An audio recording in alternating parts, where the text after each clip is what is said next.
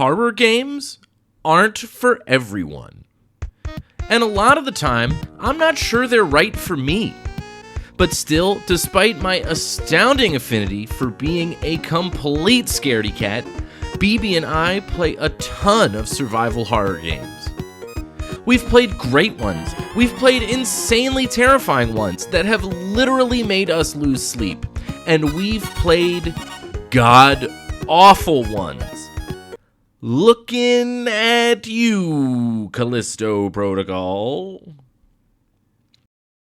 So when Alone in the Dark was announced and delayed twice while being the reboot of an already washed-up franchise, BB and I had our doubts.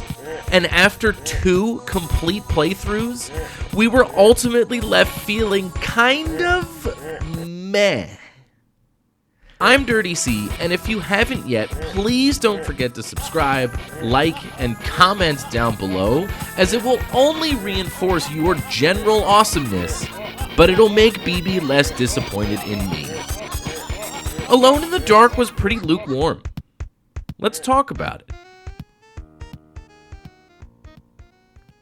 Me? You're the one who just disappeared.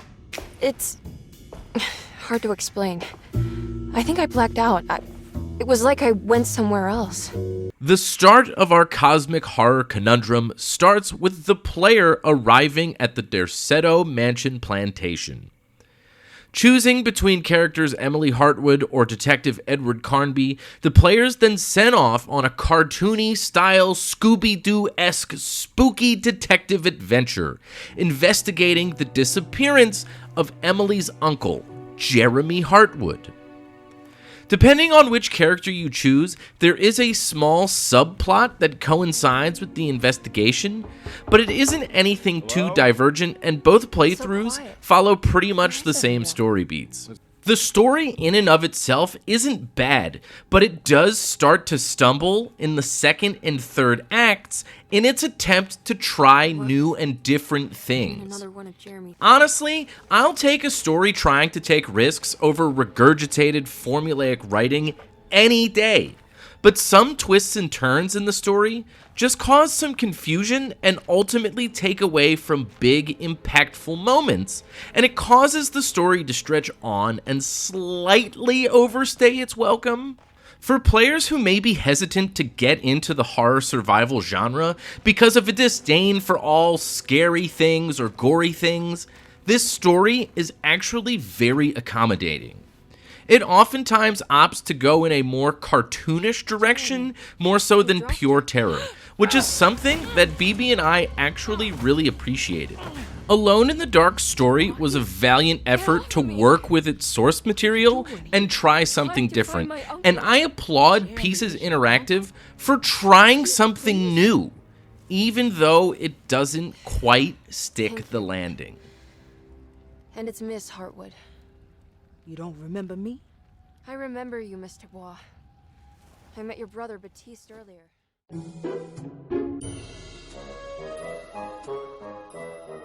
Alone in the Dark can pretty much be summarized as a horror-light experience.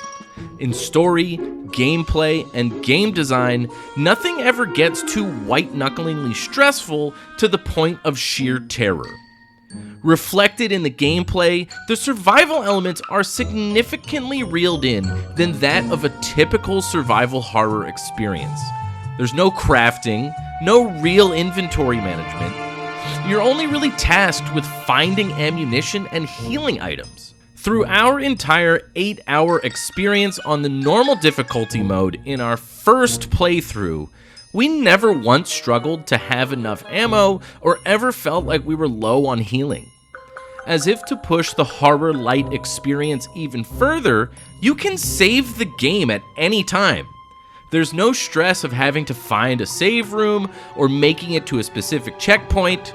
This is something that me and BB didn't realize until well into our first playthrough. But where the gameplay really flops hard is in its combat. Flat out, the combat in Alone in the Dark is just bad. Melee weapons are clunky, enemies take way too much damage, and longer combat experiences are just messy. By far, the most egregious combat offense is that smaller bug-like enemies take entirely too much damage. Where we as gamers are programmed to think smaller enemies probably take a little less, these things are absolute tanks, do a ton of damage, and the final boss fight is riddled with them. Time and time again, BB and I said this game would be so much more fun if they just chose to forego the combat entirely. Keeping the game a spooky, haunted house detective investigation full of puzzles would have been terrific, but unfortunately, the addition of frustratingly lackluster combat significantly downgrades the experience. The puzzle design in Alone in the Dark is top-notch. This was the actual gameplay aspect that BB and I enjoyed the most. The puzzles in Alone in the Dark take actual investigation and a decent amount of thought. In this day and age where most games take the hand-holding to a whole new level, it was great to experience a game that made you actually think when approaching puzzles and progression. Alone in the Dark was so close to nailing the gameplay experience.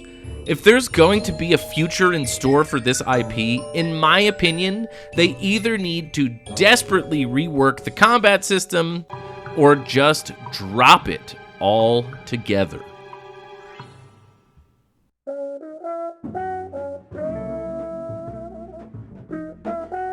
If there's one thing Alone in the Dark gets totally right, it's the game's sense of style. The Southern noir style creates such a cool vibe during the entirety of the experience, whether it's the sounds of soft jazz in a lonely late-night bar, or the moody rays of sunshine beaming through the curtains in Derceto Mansion. Alone in the Dark creates such a unique atmosphere that is only exacerbated by the exceptional voice acting. Is it all that you hope for? I enjoy your light mockery, Miss Hartwood. I can tell we would make great friends. In recent times, the trend of hiring professional actors for roles in video games has been kind of hit or miss. But for Alone in the Dark, that decision was an absolute slam dunk. Both Jodie Comer and David Harbour do a fantastic job of bringing these characters to life, and they really make the story and overall world effectively immersive.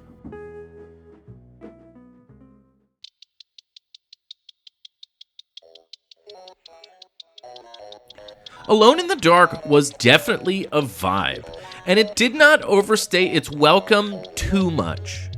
Though some people may consider it to be really short, BB and I felt it was the perfect length when considering its gameplay strengths and shortcomings. With a uniquely creative story that pays homage to the original while still taking a new direction, puzzles that actually tickle the brain, but aggressively mediocre combat, Alone in the Dark is fine. Is it worth $60? Probably not, but if you're a horror masochist like BB and I, but want something a little toned down, there's definitely something to enjoy here. If you made it this far into the video, you have my unabashed appreciation. If you haven't subbed, liked, or commented, please consider doing so, and I will see each and every one of you in the next video.